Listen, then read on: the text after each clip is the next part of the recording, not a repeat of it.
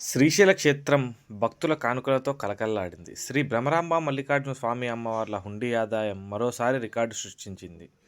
నేడు జరిగిన హుండీల లెక్కింపులో కేవలం 27 రోజుల వ్యవధిలోనే దేవస్థానానికి ఏకంగా 4,17,00,000 రూపాయలకు పైగా ఆదాయం సమకూరింది.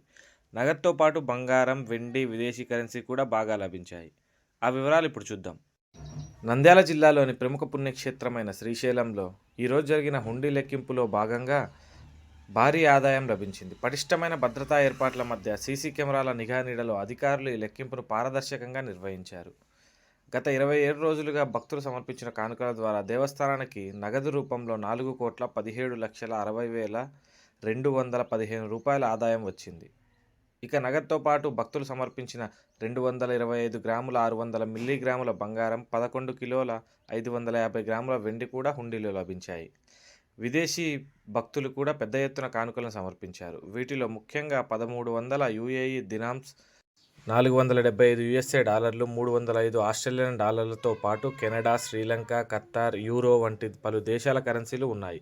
ఈ లెక్కింపు భాగంగా దేవస్థానం అధికారి Shri M Srinivasarao, deputy EO R Ramanamma దగ్గరుండి పర్యవేక్షించారు.